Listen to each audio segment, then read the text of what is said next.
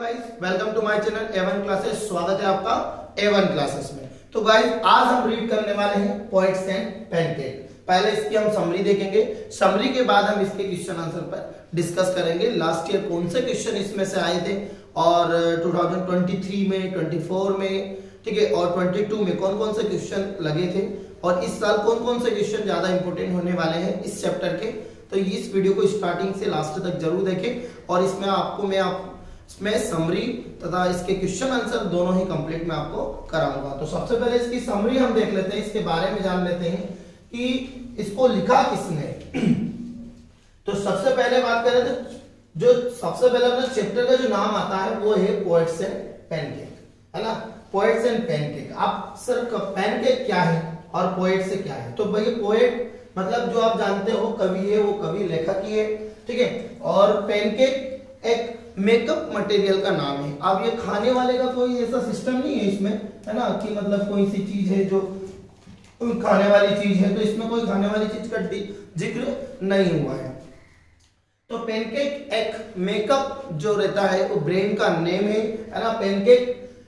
और इस कवि मतलब इस पूरे के पूरे चैप्टर में, है ना, पोएट्स एंड पैनकेक के बारे में बात हुआ है। अब पैनकेक मतलब जैसे मेकअप मटेरियल का नेम होता है, जैसे कि रेडमी, लैक्मी, ठीक है, ये सारे के सारे मेकअप मटेरियल के नेम है। जो आपने सुना होगा लैक्मी, आइकॉनिक, काजल, काले से भी काला, बस वही मेकअप के नाम है इसमें, ठीक है। तो अबाउट ऑफ ऑथर, ऑथर कौन था इसमें? अशोकामित्रन, ठीक है। अशोकामित्रन 1931 में इनकी जन्म हुआ था और 2017 में, ठीक है, इनकी डेथ हो गई थी। ये तमिल राइटर थे। Recount is years of the Gemini studio in his book my years. इनकी जो बुक थी माय इयर्स विथ बॉस, ठीक है, इनकी बुक का क्या नाम था? My years with boss, which talks the influence for a movie aspect of India, life of India. The Gemini Studio, जो स्टूडियो था इसमें, वो स्टूडियो कौन सा था? जेमिनी स्टूडियो के बारे में लास्ट तक बात हो रही है। अब located in Gemini studio in Chennai, Chennai में स्थित है Gemini studio. Was setup in 1940 में इसका सेटअप किया गया था। It was the one of the most influential film producing the organisation of India in the early days of the India film making. मतलब पहले मूवीज का इतना ज्यादा मतलब रोल नहीं होता था, लेकिन पहले बहुत कम स्टूडियो हुआ करते थे। तो ये चेन्नई का स्टूडियो था बहुत ज्यादा फेमस और इंडिया का भी बहुत ज्यादा फेमस माना जाता था। Its founder was the S S. Vasan. इसके जो फाउंडर थे वो कौन थे? Mister S S. वासन थे। The duty of Ashokamitran is the Gemini studio was the cut of the newspaper clipping. और जो अशोकामित्रन थे, है ना, जो न्यूज़पेपर सिर्फ क्लिपिंग कर कर उसको एक फाइल में क्या करते थे? स्टोर करते थे, ठीक है। तो चलिए इसके बारे में अपन थोड़ा सा अब देख लेते हैं। तो देखिए पैनकेक। तो पैनकेक देखिए कि pancake was the brain name of the makeup material. जो पैनकेक है वो एक ब्रेन का नेम है। जो मेकअप मटेरियल का जो मेकअप मटेरियल आता है हमारा, उसका जो ब्रेन होता है उस ब्रेन का नेम है। Gemini studio brought in the truck loads. मतलब जेमिनी स्टूडियो में एक ट्रक भर के लाया जाता था। मतलब जैसे कि हमारे घर में 200, 400, 1000, 500, 5000, 10,000 का मेकअप आता है, लेकिन यहाँ पर ट्रक भर के लाया जाता था क्योंकि इतने ज्यादा आर्टिस्ट होते हैं। आप लोगों को पता है कि एक फिल्म बनाने के लिए 2 साल, 4 साल, 5 साल लगता है, 10 साल भी लगता है कभी कभी किसी फिल्म को। और उसके लिए इसमें जितने भी आर्टिस्ट का मेकअप होता है, तो मेकअप वहां घर से थोड़ी ना करके आते हैं वो, ठीक है। तो ये तो मेकअप वहां पे ही होता है स्टूडियो में, और स्टूडियो इतने बड़े बड़े हुआ करते थे। अब जिसमें Greta Garbo must have used, है ना, ग्रेटा गार्बो ने इसका यूज किया था इस मेकअप का। तो ग्रेटा गार्बो कौन था? तो ग्रेटा गार्बो एक स्वीडिश एक्ट्रेस, है ना, विदेशी एक्टर थी, है ना, 1954 में। और she received the honorary Oscar award भी इनको मिला था। अनफॉरगेटेबल स्क्रीन परफॉर्मेंस देते थे, है ना। और the genius book of the world records the name of the most beautiful women, है ना, हु एवर द लिव्ड। मतलब वो जब तक रही वो दुनिया की सबसे सुंदर वुमेन रही, है ना। और बहुत ज्यादा actress. She was also the voted the best silent actress of the country, ठीक है, ग्रेटा गार्बो। फिर उसके बाद इस मेकअप का यूज किया उन्होंने। मिस गौर ने इसका यूज किया, वैजंती माला ने इसका यूज किया था, ठीक है। और राती Agnihotri may not have even the heard of it, मतलब जो राती अग्निहोत्री ने इसका नाम नहीं सुना था। The makeup department of the Gemini studio was in the upstairs building that the believed to have the Robert Clevis the established the a dozen buildings, मतलब कई सुपरस्टार बना दिए किसने, जो अपना जेमिनी स्टूडियो था। अब जेमिनी स्टूडियो जो था, देखो आप यहां से कि in the city of the set had been the residence for the brief and even brief the Madras. Robert seemed to have to not the moving beside the fighting some impossible battles in the remote corners of India, the marrying the maiden and the St. Mary's Church in Fort the George at the Madras. The makeup room had been looking like a hair cutting saloon. जो makeup room था, ठीक है, वो कैसा लगता था?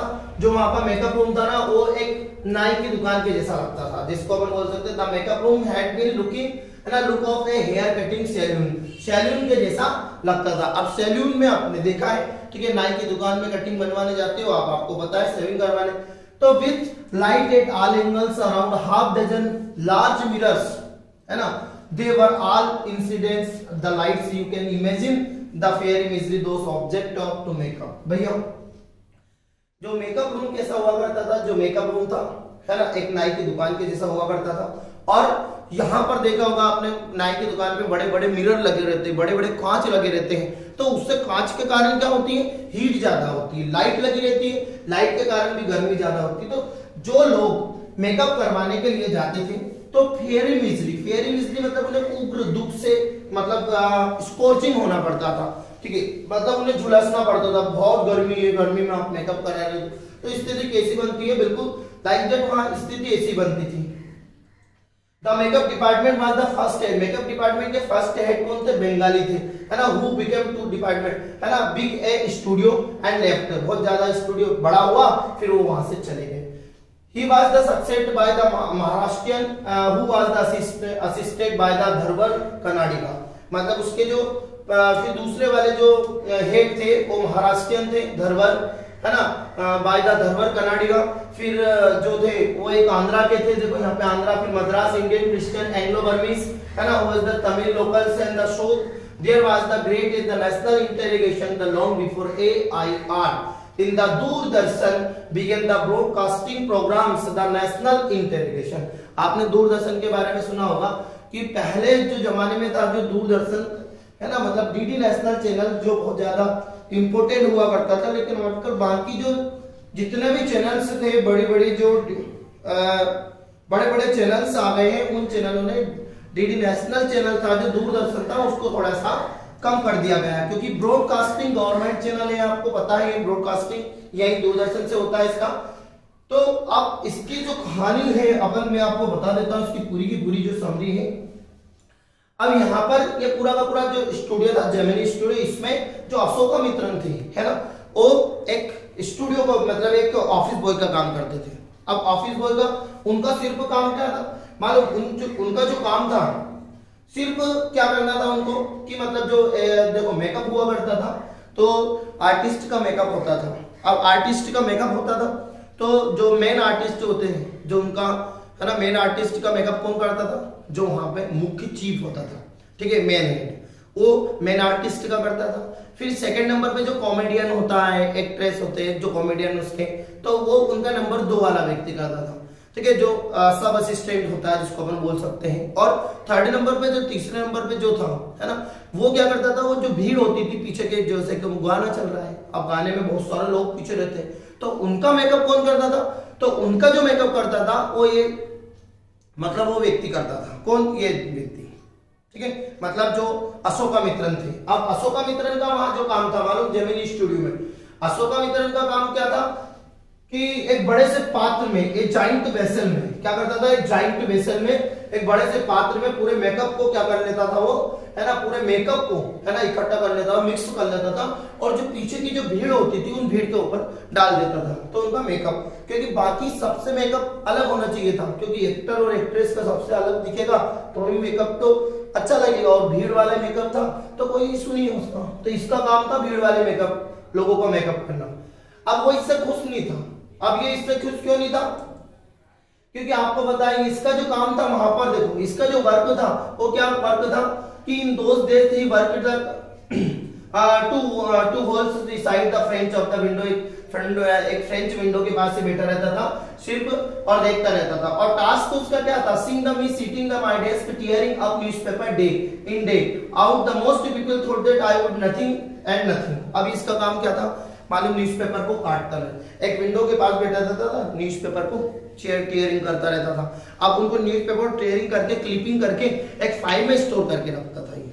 अब दूसरे लोगों को ऐसा लगता था कि बिल्कुल कुछ भी काम नहीं कर रहा है ना, इसका कोई काम ही नहीं है ना, घर में किसी को लोगों का, छोटे मोटे लोगों का कुछ काम ही नहीं दिखाता है। तो लोगों को वहां पे जितने भी स्टूडियो के लोग थे उनको बिल्कुल भी कुछ भी समझ नहीं आता था कि यार ये क्या करे, है ना, ये क्या कर रहा है, जबकि इसका काम। अब ये क्या करता था? दूसरे लोगों से जलता था, इसको बहुत ज्यादा जेलियस होती थी। अब क्योंकि इसको दूसरे लोगों को भी लगता था और इसको सुना कर जाते थे तो कुछ भी काम नहीं करता है, बैठा रहता है ना, और बाकी वगैरह वगैरह, क्योंकि ये लगता था लोगों को कि यार ये कुछ भी काम नहीं करता है। अब इसके ऊपर एक जो दूसरे व्यक्ति थे वो नंबर 2 पे जो थे वो कोठामंगलम सुब्बू थे।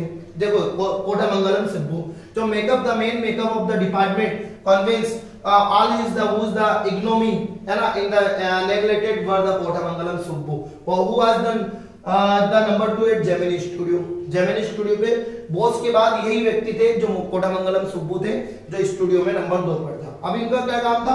सेट पर, जैसे फिल्म का जो सेट होता है उसमें आर्टिस्ट को व्यवस्थित कराना, व्यवस्था देखना, पूरी की पूरी चीजों को, फैसिलिटी को देखना, है ना, मेकअप डिपार्टमेंट में मेकअप हुआ है या नहीं हुआ है, ठीक है, आर्टिस्ट कौन है ना, किस आर्टिस्ट को कौन सा काम देता था। तो ये सारा का सारा अच्छा काम करता था, इसलिए ये बॉस का बहुत ज्यादा नजदीकी था कोठामंगलम सुब्बू। कोठामंगलम सुब्बू ने बॉस का क्या था? बहुत ही नजदीक और विश्वास पात्र वाला आदमी था, ठीक है, क्योंकि वो ज्यादा मतलब बॉस के बहुत नजदीक रहता था, चापलूसी करता रहता था बॉस की, ठीक है, तो इसलिए और हर जगह पर जो ज्यादा से ज्यादा चापलूसी करता है बॉस की, है ना, वो उसका नजदीकी होता है। अब भैया अब अशोकामित्रन वहां का जो फिल्मी स्टार था, मतलब जो वहां पे कहने का मतलब ये जेमिनी स्टूडियो बहुत बड़ा स्टूडियो था उस समय भारत का, और अभी भी है जेमिनी स्टूडियो जो बहुत बड़ा। अब वहां पे क्या होता है एक बार कि इसके जो बॉस थे वो मिस्टर एस.एस. वासन थे। एक बार क्या होता है जब मोरल रीआर्मामेंट आर्मी आई। अब मोरल रीआर्मामेंट आर्मी को एक मतलब नाटक डिपार्टमेंट था जो विदेश से आया था, ठीक है, और वो चाहते थे कि वो वहां पे एक परफॉर्मेंस करे। कहां पर करे?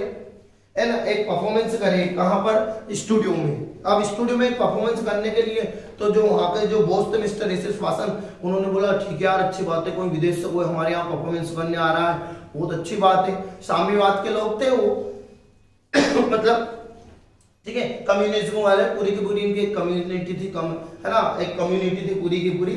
तो उसके जो लोग थे वहां पर परफॉर्मेंस करने के लिए आए थे, उन्होंने परफॉर्मेंस करके वहां से गए वो।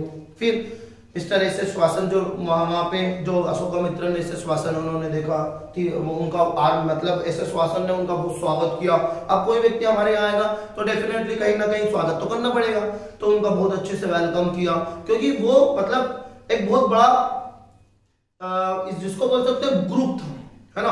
और मिस्टर एस.एस. वासन जो उनके हाथों की कठपुतली थे, मान के चलो बड़े बड़े लोगों के हाथों की कठपुतली। अब मिस्टर एस.एस. वासन बहुत बड़े व्यक्ति थे उस समय, उसके बाद भी उस कम्युनिज्म की क्या थे, वो हाथों की कठपुतली थे उस समय, तो उनका वेलकम किया गया था, ठीक है। अब उनको ये नहीं पता था कि यार भैया कौन थे ये। फिर उसके बाद उनके पास वहां पर एक व्यक्ति आए थे, स्टेफन स्पेंडर, है ना, लुइस फीसर जिसको अपन बोल सकते हैं, है ना, स्टेफन स्पेंडर आए थे एक बार वहां पर। अब वो स्टेफन स्पेंडर वहां पर आए तो स्टेफन स्पेंडर भी मतलब उस स्टूडियो में, जेमिनी स्टूडियो में आए थे, लोगों को देखा वहां पे, है ना।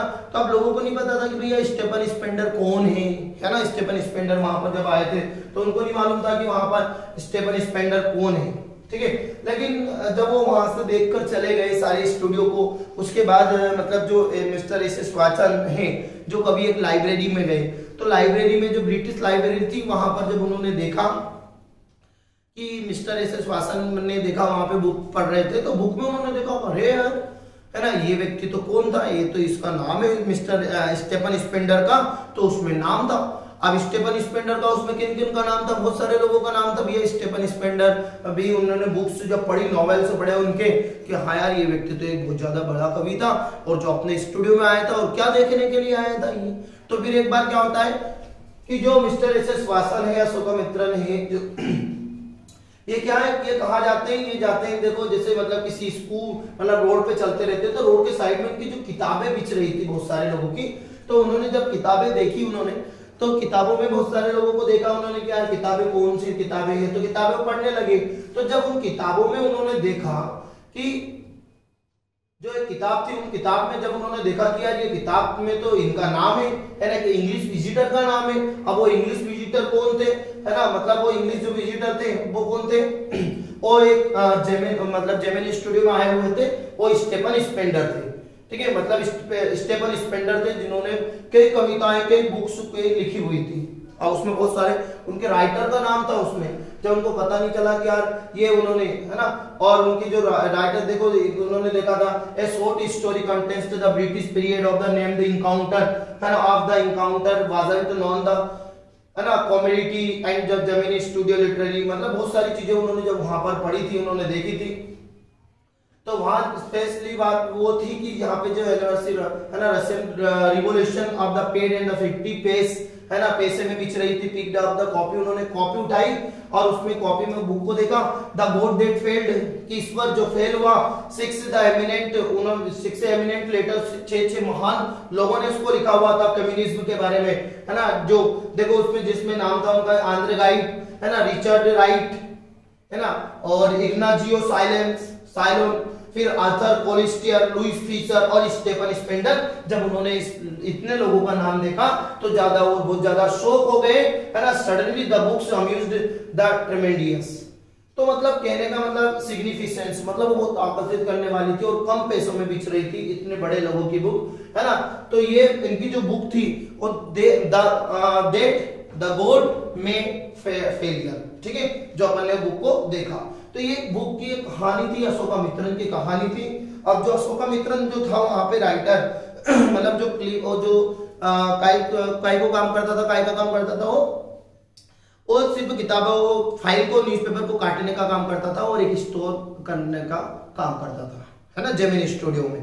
लेकिन जब उसने देखा क्या है यार वो, लेकिन बनने के लिए क्या आया था, एक राइटर, एक screen writer, director, film star, मतलब ये एक्टर बनने के लिए आया था। लेकिन वो क्या करके काम करने लग गया था, सिर्फ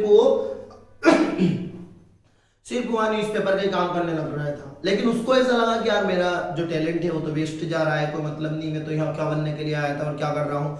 तो उसे बहुत ज्यादा गुस्सा आया था। और गुस्सा किसके ऊपर आया था, वो जो कोटामंगलम सुब्बू थे, जो नंबर 2 के जेमिनी स्टूडियो में जो थे वो। ठीक है, तो ये हो गई हमारी चैप्टर की समरी। अब हम इसके क्वेश्चन आंसर को देखते हैं, तो वीडियो को स्टार्टिंग से लास्ट तक जरूर देखें, है ना।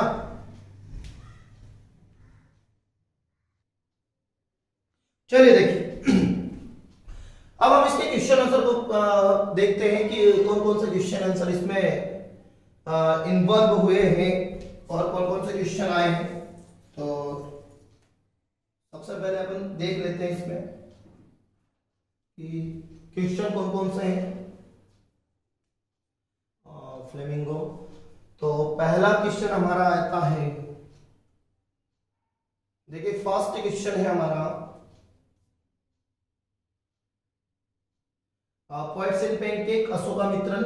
और जो फर्स्ट क्वेश्चन हमारा है यहाँ पे, अच्छा इंपॉर्टेंट क्वेश्चन है ये कि what does the writer mean by the fiery misery, what does the writer mean by fiery misery those subjected to makeup. अब जब लोग मेकअप कराने के लिए जाते थे मेकअप डिपार्टमेंट में, तो उन्हें बहुत ज्यादा उग्र दुख क्यों होता था, बताइए। तो अपन ने जब चैप्टर पढ़ा, समरी पढ़ी, तो उस समय समरी में हमने देखा था कि जो वहां पे जो पूरा का पूरा जो मेकअप डिपार्टमेंट होता था वो एक सैलून की तरह होता था। अब एक सैलून की तरह होता था, तो वहां पर क्या होता था सैलून की तरह, तो उसमें बहुत ज्यादा कांच लगे हुए होते थे, लाइटें रहती थी, उससे बहुत ज्यादा हीट होती थी। इसलिए लोगों को वहां पे मेकअप करते टाइम, उनको मतलब मेकअप करवाते समय उनको बहुत ज्यादा हीट से झुलसना पड़ता था, इसलिए लोग वहां पे बहुत ज्यादा प्रॉब्लम्स क्रिएट होती थी। तो the makeup room had been looking like a hair cutting saloon. Makeup room एक हेयर कटिंग सैलून की तरह था, है ना, with 8 angles around and there were a half dozen mirror on the wall. लगभग उसमें आधे दर्जन मिरर्स लगे हुए थे। और those who went for the makeup, जो मेकअप कराने के लिए जाता था, tolerate scorching heat the miserably, उन्हें बहुत ज्यादा उग्र दुख से भुगतना पड़ता था। मतलब उन्हें बहुत ज्यादा दुख होता था, दर्द होता था, मतलब हीट होती थी, बहुत ज्यादा गर्मी होती थी। कहां पर? मेकअप डिपार्टमेंट में, ठीक है। इसलिए लोग मेकअप थोड़े से घबराते थे। अगला क्वेश्चन है, what work did the office boy do in the Gemini studio. Office boy का जेमिनी स्टूडियो में क्या काम था, और why did he join the studio, उसने जो स्टूडियो ज्वाइन क्यों किया था, और व्हाई वाज ही डिसअपॉइंटेड, वो वहां क्या क्यों निराश हो गया था। ठीक है, तो गाइस इसमें 3 क्वेश्चन है आपके अलग अलग, कि जो ऑफिस बॉय था वो क्या काम करता था, उसने स्टूडियो ज्वाइन क्यों किया, और वो निराश क्यों हो गया था। तो the people who were doing the role of crowd was the responsibility of the office boy. मतलब उस ऑफिस बॉय की रिस्पांसिबिलिटी क्या थी, कि जो मतलब जो मेन आर्टिस्ट के पीछे जो भीड़ होती थी उनका मेकअप करना रहता था। और वो क्या करता था कि he would mix his paint in the giant vessel, एक बड़े से पात्र में क्या करता था, वो बड़े से पात्र में जाइंट वेसल में सारी चीजों को मिक्स कर लेता था, and slap the cloud clears, और क्लाउड क्लियर्स को मैं फेंक देता था। और he had joined the studio to become a star actor, top screen writer and lyrics writer बनने के लिए वो वहां पर गया हुआ था। But after some time, परंतु कुछ समय के बाद he felt his talent was going to be wasted and he become disappointed। मतलब उसे लगा कुछ समय के बाद कि मेरे टैलेंट तो, मेरी प्रतिभा तो वेस्टेज चाहिए, कोई मतलब नहीं, कि क्या बनने के लिए आया था मैं क्या बन के रह गया। तो वो उसे बहुत ज्यादा दुख हुआ, उसे निराश हुआ, और उसने अपना गुस्सा कोटामंगलम सुब्बू पर उतारा था। नेक्स्ट बहुत अच्छा क्वेश्चन है, आईएमपी क्वेश्चन है ये इस साल का। Why did the author appear to be doing nothing at the studio, मतलब जो लेखक था वो कुछ भी करता हुआ नजर क्यों नहीं आता था। तो देखो, द ऑथर जो was cut newspaper clipping and file them. लेखक का काम था न्यूज़पेपर में से छोटी छोटी क्लिप को काटना और एक फाइल में स्टोर करके रखना। अब for other employees eight the studio, और जो स्टूडियो के जो दूसरे भी लोग थे, है ना, कर्मचारी थे, all seemed to be doing nothing, है ना, मतलब doing steering the newspaper। उन लोगों को ऐसा लगता था कि यार ये व्यक्ति तो कुछ भी काम नहीं करता रहता, सिर्फ न्यूज़पेपर को फाड़ता रहता है। तो which according to them did not qualify as a work, और उन लोगों के अनुसार ये कोई काम नहीं था, है ना, इसलिए वो लोग उसको बहुत ज्यादा टीयरिंग, मतलब बहुत ज्यादा जिसको अपन बोल सकते हैं कि चिढ़ाते रहते थे, है ना, डांटते रहते थे, स्कोल्ड करते रहते थे कि तुम ये कुछ नहीं करते, सुनाते, मतलब सुनाकर जाते रहते थे। Why was the office boy frustrated, और who did he shows his anger। मतलब जो ऑफिस बॉय था वो क्यों फ्रस्ट्रेट हुआ था, और उसने अपना गुस्सा किस पर उतारा था। तो the office boy was frustrated because he felt his talent was going to be wasted, क्योंकि उसका टैलेंट बेकार जा रहा था। और he showed his anger on Kotamangalam Subbu was number 2 at Gemini studio. Gemini studio पर जो नंबर 2 पर था, उसने, है ना, उस व्यक्ति के ऊपर अपना गुस्सा उतारा, क्योंकि he felt him responsible for his disgrace and downfall. उसके डिसग्रेस और डाउनफॉल के जिम्मेदार कौन था, वो कोटामंगलम सुब्बू था, और जो ये बॉस का बहुत नजदीकी था। ठीक है, और नेक्स्ट अगला इंपोर्टेंट क्वेश्चन बता रहा हूं मैं आपको पहले, कि why was the moral rearmament army welcome eight the studio. मतलब मोरल रीआर्मामेंट आर्मी जो विदेश से आए थे नाटक कंपनी वाले, है ना, मतलब उन्होंने मतलब जो जेमिनी स्टूडियो में उनका स्वागत इतनी अच्छी तरीके से क्यों किया। तो the moral rearmament army was kind of counter movement of the international communism.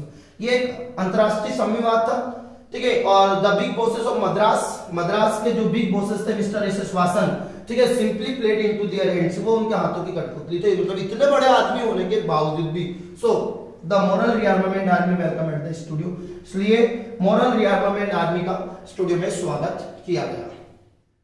एक और क्वेश्चन था इसमें, what does the that God failed, जो उनकी बुक थी द गॉड दैट फेल्ड है, मतलब ईश्वर जो फेल हुआ।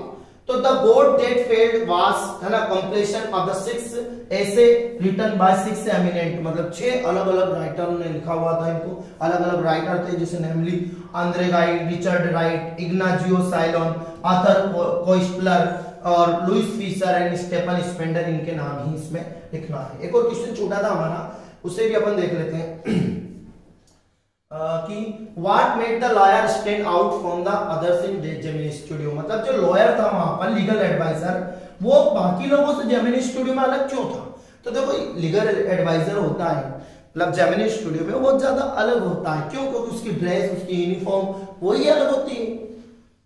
तो while every other member as the department और द खाकी धोती एंड खाकी शर्ट, जो मतलब दूसरे लोग होते हैं उन्होंने वो क्या पहनते थे, खाकी की धोती और खाकी की शर्ट पहनते थे। और जो लीगल एडवाइजर था और पैंट से टाई और समटाइम कभी कभी ये कोट पहनता था, टाई पहनता था, और this made him stand out from the others. और यही चीज उसे बहुत ज्यादा इंपॉर्टेंट मतलब अलग बनाती थी। तो गाइस ये इंपॉर्टेंट क्वेश्चन जो मैं आपको बता देता हूं, इसमें से कौन कौन सा क्वेश्चन आपको ज्यादा इस साल अच्छे से पढ़ना है।